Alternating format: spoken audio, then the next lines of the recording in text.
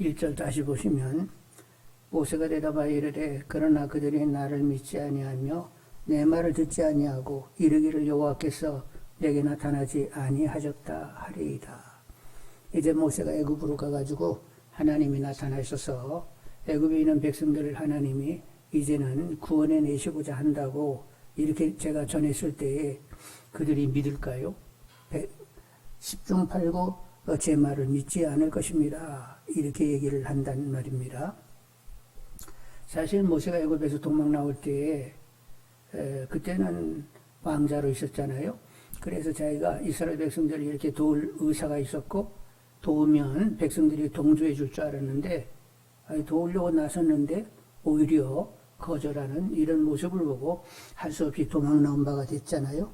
근데 이제 40년이 지나가지고 다시 모세가 백성들 앞에 나타나게 됐을 때 아이고 하나님이 말씀하셨냐고 그래서 왔냐고 이렇게 쉽게 받지 않을 것이다 이런 판단이 모세에게 있어서 하여간 가서 얘기해도 하나님이 나타나지 않고 그런 말 없었다고 이렇게 그들이 반응을 할 것이다. 그래서 하나님께서 그러면 표적을 보여주어야지 하면서 표적을 이제 보이게 되는데 앞으로 이제 표적을 보여야 되는데 먼저 모세에게 두 가지 표적을 보여주십니다. 하나는 모세가 가지고 있는 지팡이를 던지라는 거예요. 던졌더니 뱀이 됐습니다. 꼬리를 잡으라고 했습니다. 잡았더니 본래 지팡이로 돌아왔습니다.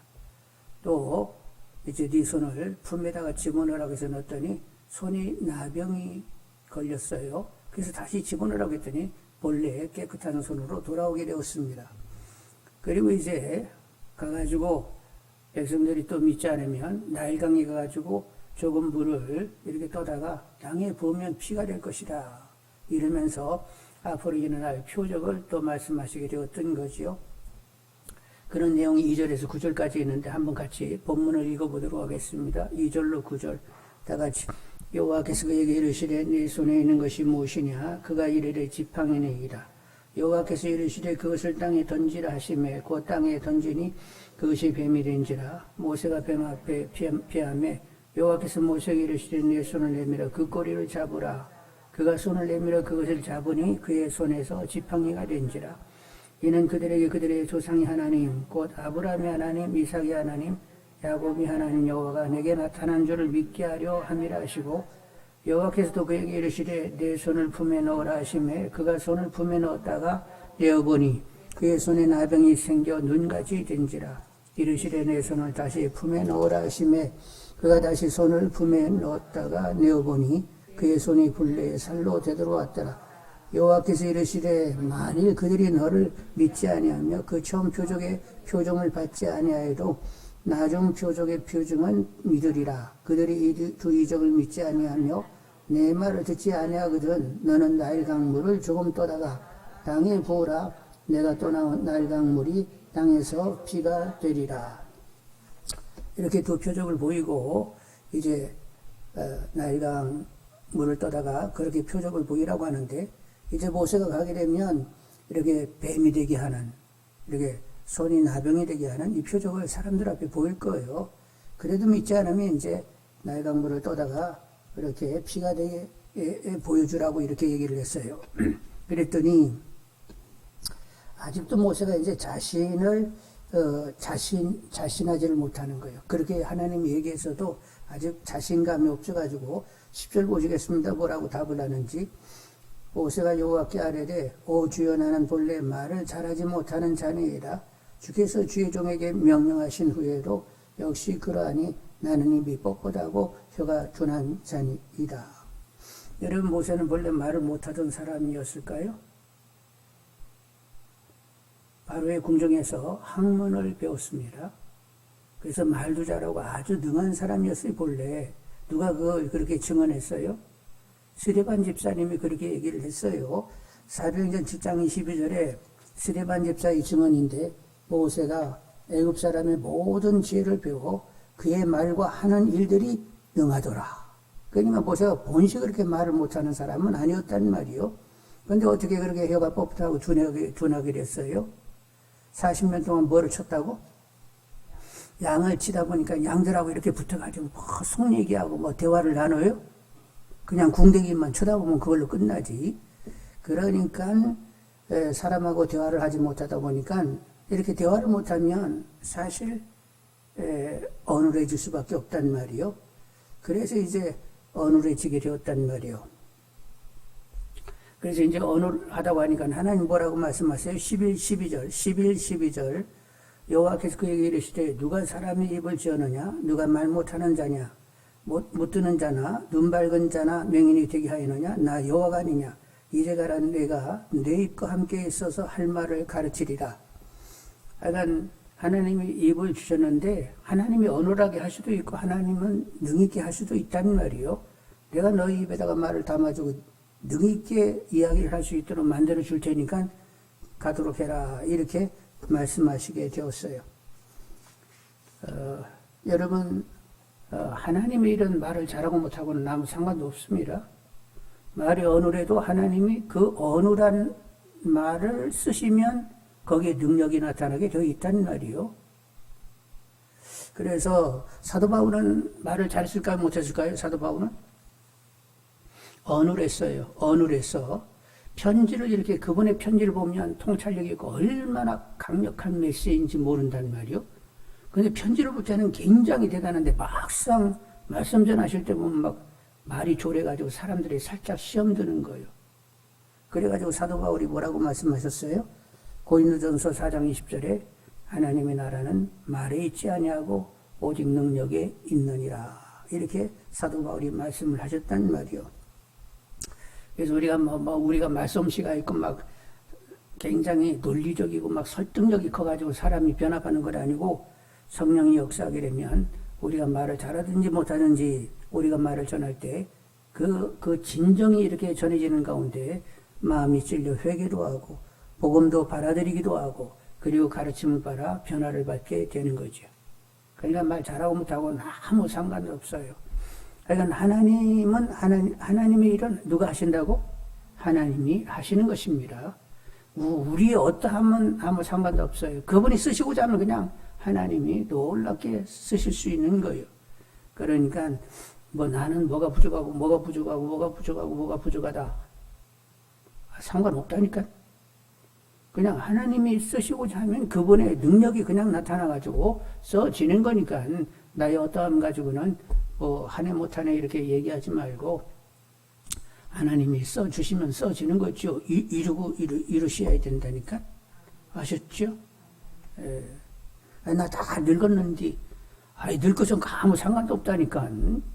하나님이 쓰시겠다고 하면 늙어도 하여간 쓰임받게 되는 거요. 그러니까 하나님의 일은 하나님이 하시는 줄 알고 하나님이 쓰시고자 하면 써주는 거니까 저를 정하게 하시고 써주시라고 기도하시는 분들이 다 되기를 원합니다.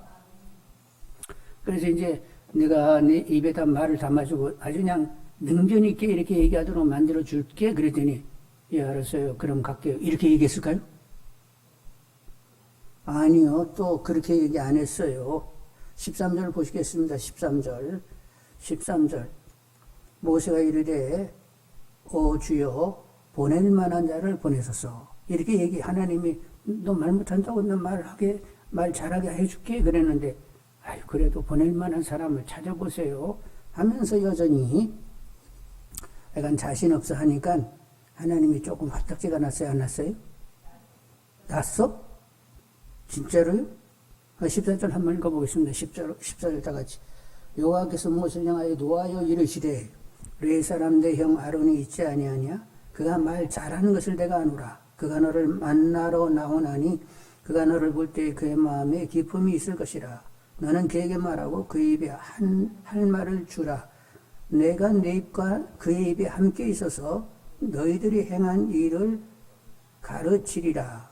그가 너를 대신하여 백성에게 말할 것이니 그는 내 입을 대신할 것이요 너는 그에게 하나님같이 되리라.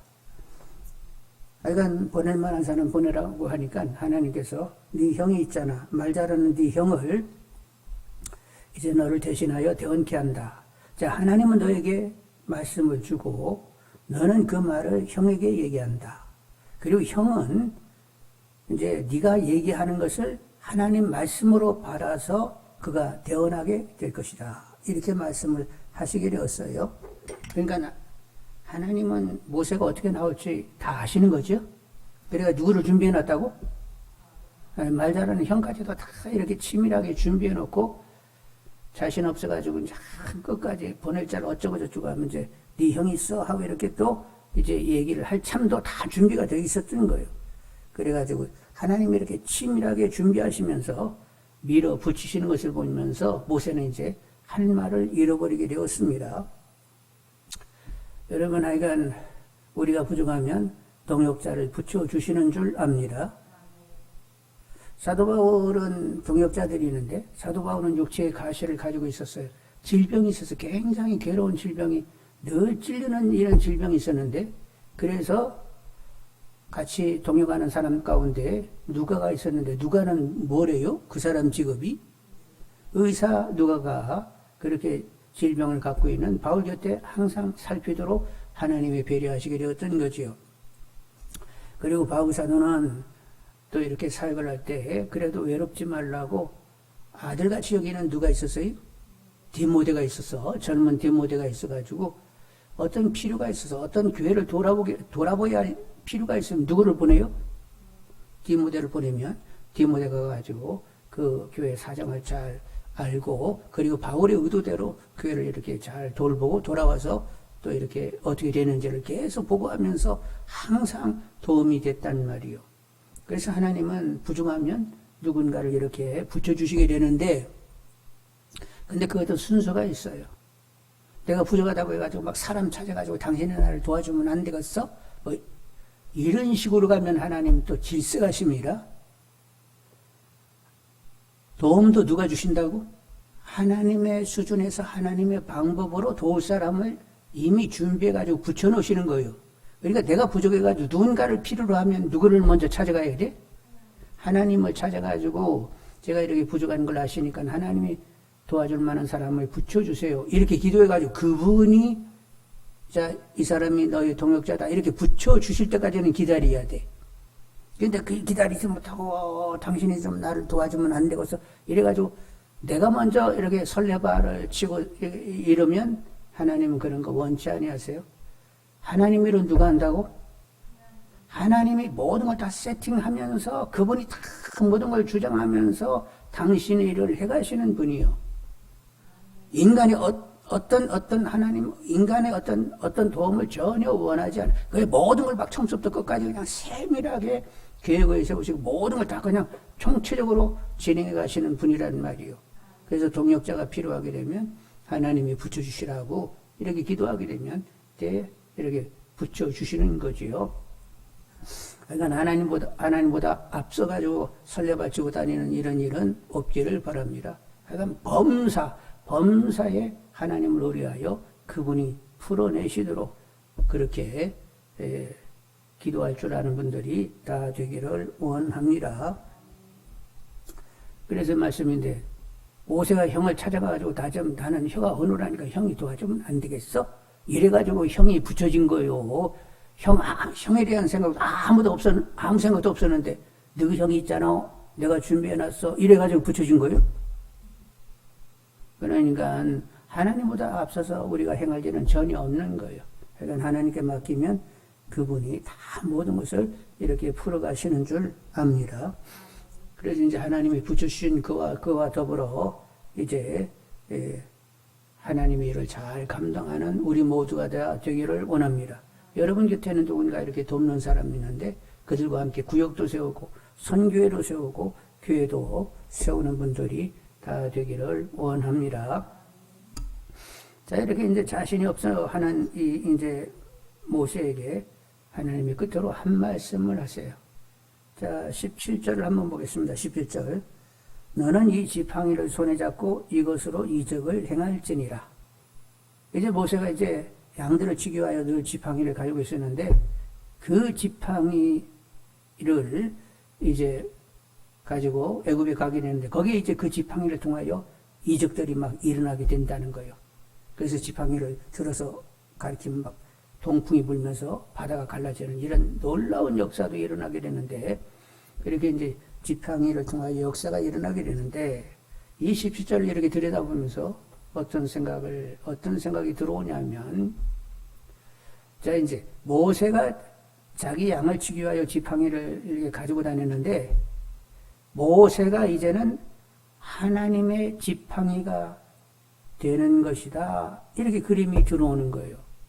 하나님께서 자기 백성들을 출애굽시켜서 가나안까지 이끌어 가는데 누구를 지팡이 삼았다고? 모세를 지팡이 삼으셨구나. 이런 그림을 갖게 되었단 말이죠. 여러분, 우리 모두는 하나님의 손에 잡힌 지팡이들이 되는 줄 압니다. 모세만 그렇지 않고 우리도 다 그러니까 우리를 통하여 하나님의 이적과 표적이 나타나는 가운데 하나님의 살아계심을 증거하며 하나님의 구원 역사에 쓰임 받기를 소원하는 우리 다 되기를 원합니다. 하여간 우리는 부족하지만 하나님께서 쓰시고자 하면 써지는 거니까 저를 깨끗한 도구 되게 하시고 하나님께서 능히 있게 써 주시기를 계속 기도하는 분들이 다 되기를 원합니다. 고린도후서 4장 20절에 보면 우리가 이 보배를 질그릇에 가졌으니 질그릇에 큰 보물덩어리를 하나 가지고 있다네. 그런데 우리가 이 보배를 질그릇에 가졌으니 이는 심히 큰 능력은 하나님께 있고 우리에게 있지 아니함을 알게 하려 합니다. 우리는 질그릇이에요. 던지면 바샥 깨져. 그런데 이 질그릇 안에 뭐가 있다고? 보배가 있어. 성령 하나님이 보배로 오셨어요. 그래서 우리에게는 작은 능력이 있어요. 말도 못하게 심히 큰 능력이 우리 안에 이미 내재되어 있어요. 우리 안에는 이미 성령을 모시는 순간 천지 만물을 지으신 그 심히 큰 능력이 우리 안에 오시게 되었습니다. 그래서 우리는 계속 기도할 수밖에 없어요. 아니 그렇게 심히 큰 능력이신 성령님을 모셨는데 그냥 변변치 못하게 이렇게 지내면 이게 좀 말이 안 되잖아요.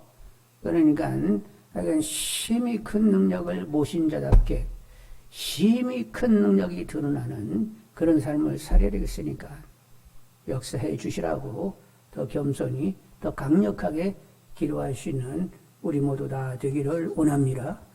그러면 우리를 놀랍게 능력 있게 써 주실 줄 믿습니다.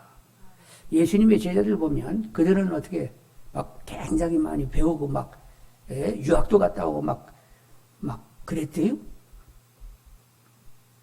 아이 금을 던져가지고 고기나 잡고 뭐 그냥 그렇게 평범한 그런 일상을 살았던 사람인데 그리고 무슨 라피 교육을 반이라고 머리 흰티 두르고 라피 교육 반이라고 책상 붙들고 공부했대요.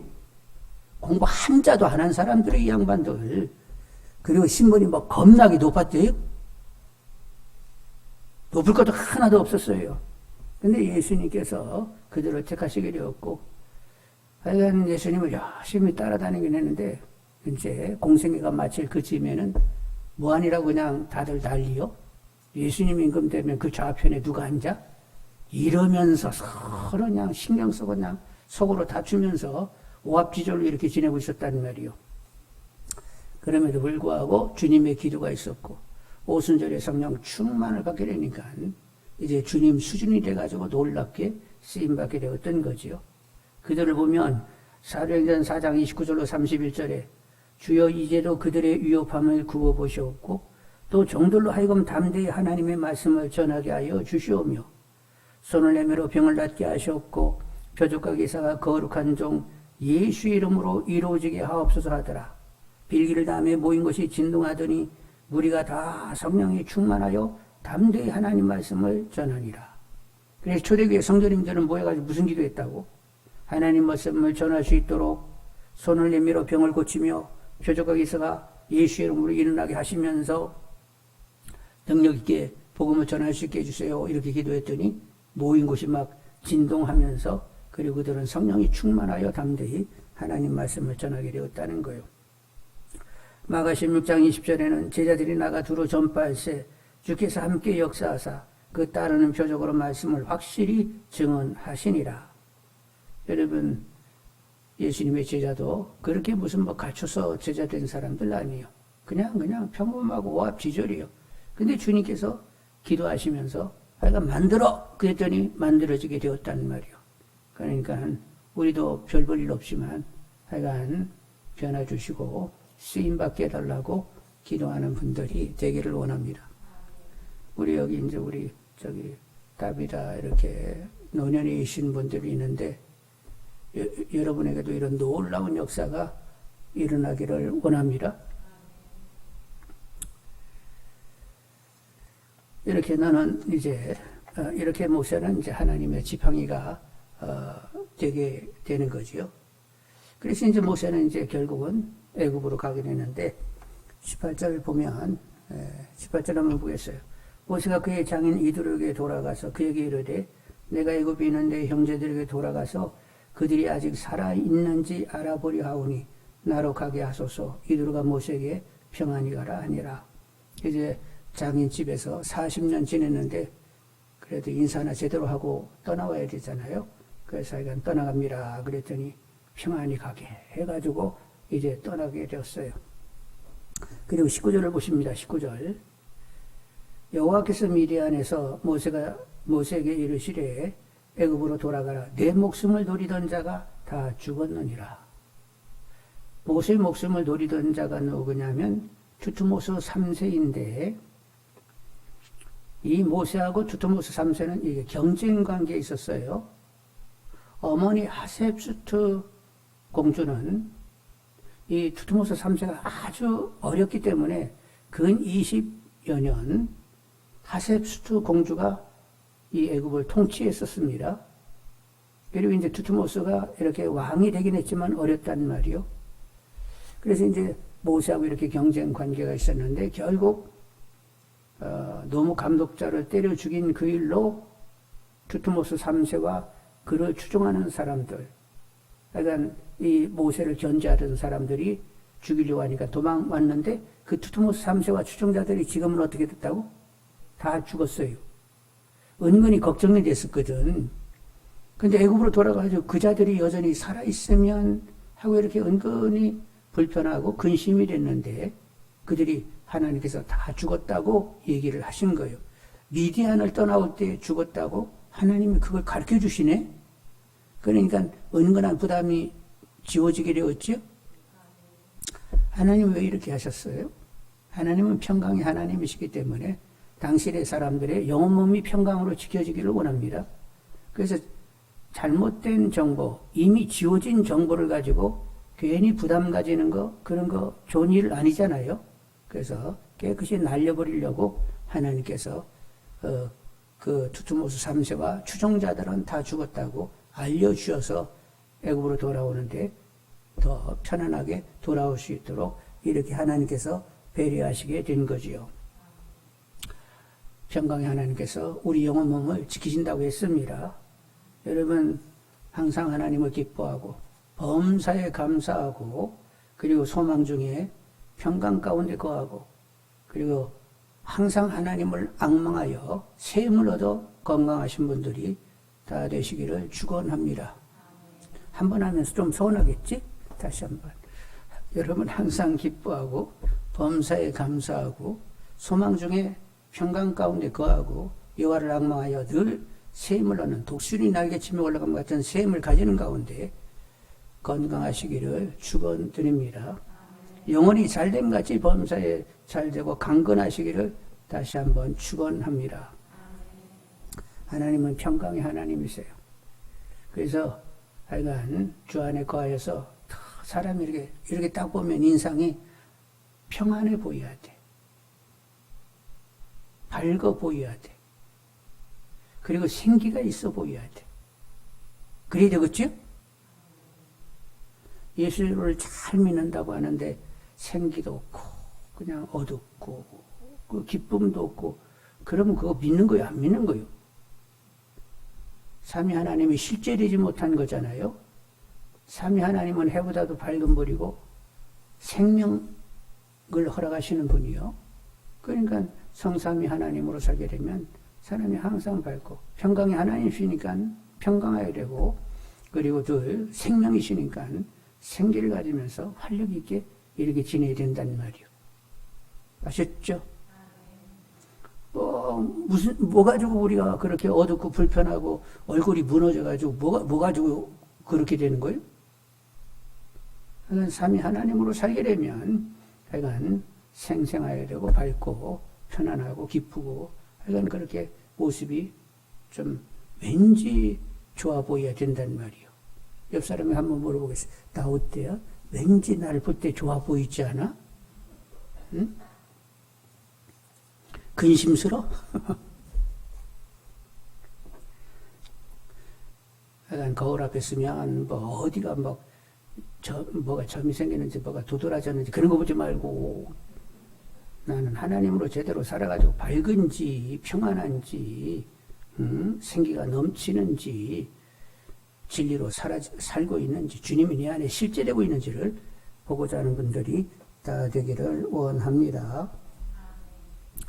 20절로 23절 읽겠습니다. 20절로 23절 모세가 그의 아내와 아들들을 나귀에 태우고 애굽으로 돌아가는데 모세가 하나님의 지팡이를 손에 잡았더라. 여호와께서 모세에게 이르시되 내가 애굽으로 돌아가거든 내가 내 손에 준 이적을 바로 앞에 다 행하라. 그러나 내가 그의 마음을 완악하게 한즉 그가 백성을 보내주지 아니하리니 너는 바로에게 이르기를 여호와의 말씀에 이스라엘은 내 아들 내 장자라. 내가 내게 이르기를 내 아들을 보내주어 나를 섬기게 하라 하여도 내가 보내주기를 거절하니 내가 내 아들 내 장자를 죽이리라 하셨다라 하시니라. 이제 가가지고 이제 애굽의 바로를 만나게 되면 이스라엘은 하나님의 장자인데 당신이 하나님의 장자된 이들을 내보내주지 않아서 애굽의 초태생들 그러니까 장자까지 포함되는 거죠. 모든 장자들은 다 죽게 될 것이다. 이렇게 얘기함으로 그렇게 일이 이루어짐으로 이스라엘이 하나님의 장자인 것을 확실하게 이렇게 하나님이 보일 계획을 가지고 계신 것을 볼 수가 있어요. 여러분 이스라엘의 장자이면 차자는 누가 차자가 되는 거예요? 이스라엘은 왕같은 제사장 족속들이고 하나님이 아브라함에게 약속하기를 너의 씨로 천하 만민이 복을 받게 하겠다고 했으니까 이제 차자되는 사람이 누구냐면 이스라엘이 장자면 이스라엘이 하나님을 전하여 이제 이방인들 가운데 하나님을 경외하는 사람들이 나오게 되잖아요. 그러면 이제 그들이 차자가 되는 거지요. 장자 차자할 때 이스라엘이 장자면 앞으로 하나님을 경외할 이방인들이 차자가 되는 것입니다. 그런데 이스라엘 백성들이 그 장자의 역할을 제대로 했느냐 하면 못했어요.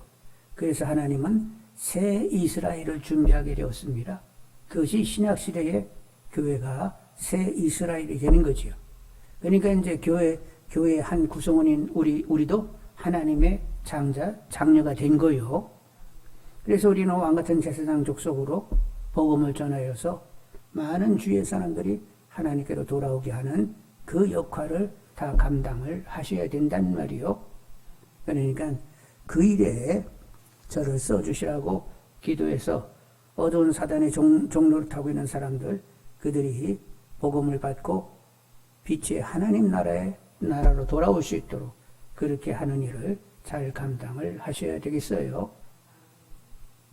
그래서 먼저 여러분 가정 안에 구원의 역사가 일어나기를 원합니다.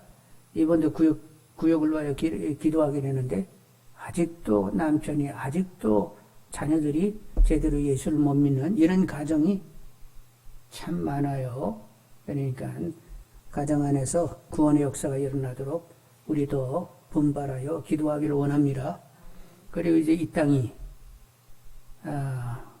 복음화되도록 그리고 북한과 중국이 체제의 변화가 오도록 예수를 그냥 공개적으로 믿을 수 있는 이런 환경이 되도록 중국, 북한을 하나님 한번 확 뒤집어 엎어버리시라고 그리고 열국이 하나님께로 돌아오도록 계속 우리는 깨어서 기도하셔야 되겠습니다.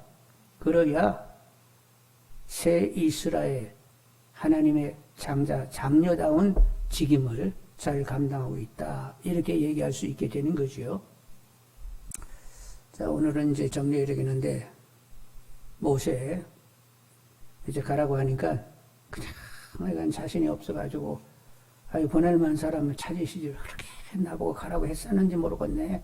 그러면서 이제 자꾸 이렇게 뒷걸음질 치니까 하나님 막 밀어붙이기 해가지고 내가 정했으면 가야 돼. 네가 하는 건 아니고 내가 하는 거야 하면서 막 계속 이렇게 설득해내시면서 결국은 가게 하시게 이렇게 했단 말이죠. 그래서 그가 어떻게 됐어요? 하나님의 지팡이가 돼가지고 하나님만 의지하는 가운데 누구보다도 온유가 지면에 승했습니다. 온유는 하나님께 맡겨져 사는 사람들에게 나타나는 거예요.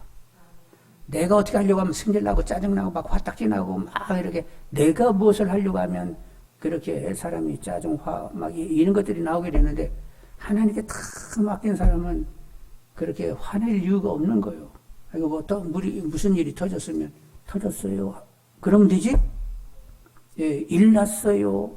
우리는 일르기만 하면 돼. 그리고 하나님은 어떻게 푸시는 것만 보면 된단 말이요.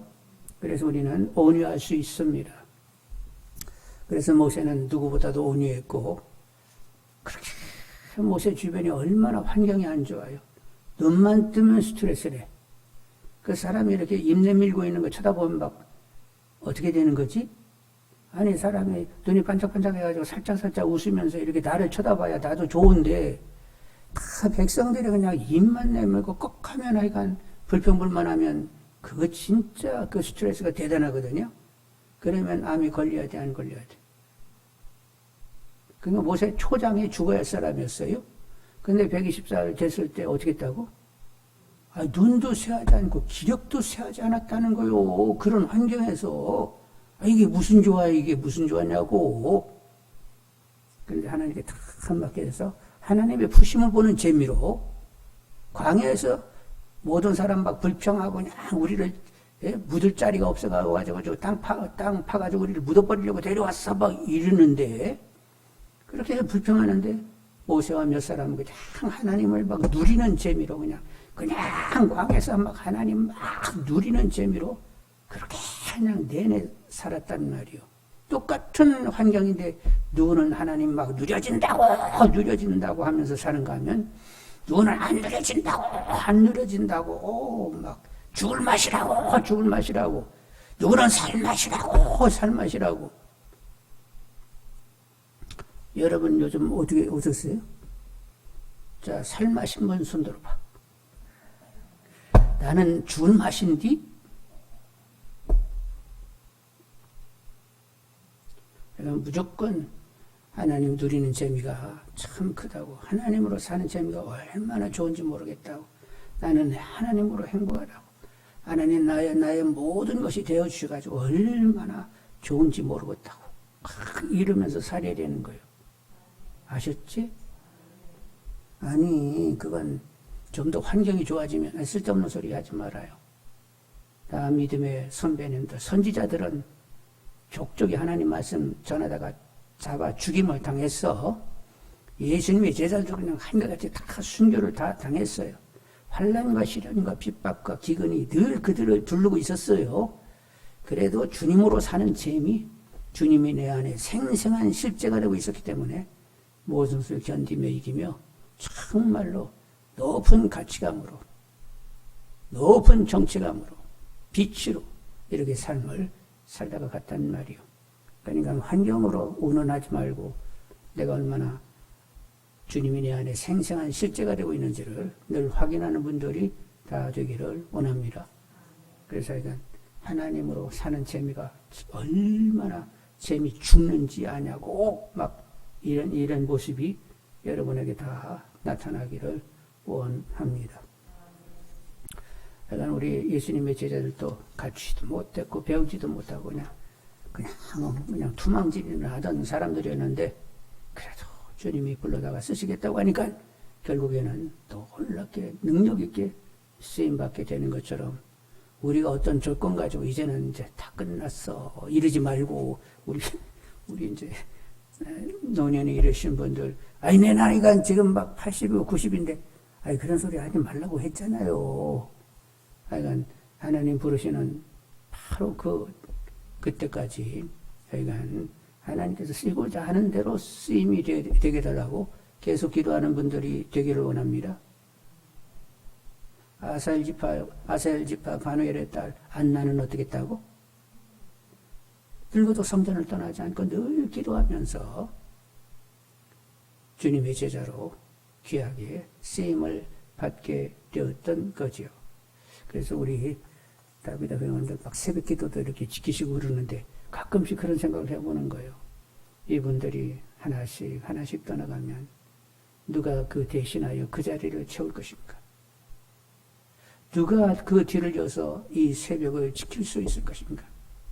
김경호, 김경희가 계속 그 자리를 지킬 것인가? 누가 거기에 또 한 사람이 더 나올 것인가? 여러분 그런 생각 안 하지만 저는 늘 자리를 보면서 그런 생각을 하고 있단 말이에요. 하여간 끝까지 쓰임받고자 하는 분들이 되기를 원합니다.